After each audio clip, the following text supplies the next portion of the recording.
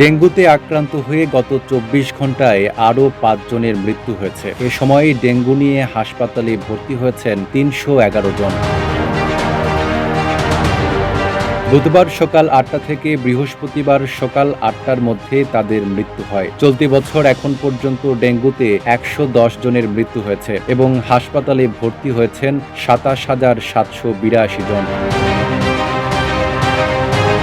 বৃহস্পতিবার স্বাস্থ্য অধিদপ্তরের হেলথ ইমার্জেন্সি অপারেশন সেন্টার ও কন্ট্রোল রুম থেকে পাঠানো এক সংবাদ বিজ্ঞপ্তিতে এ তথ্য জানানো হয়। এতে বলা হয়, গত ২৪ ঘন্টায় ডেঙ্গু আক্রান্ত হয়ে হাসপাতালে যারা ভর্তি হয়েছেন তাদের মধ্যে বরিশাল বিভাগে ৪২ জন, Admission opened at Uttara University.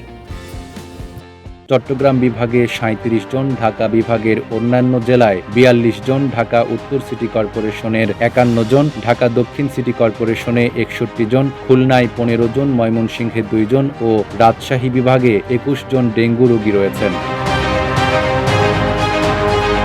Naim Arabi, Dhaka post.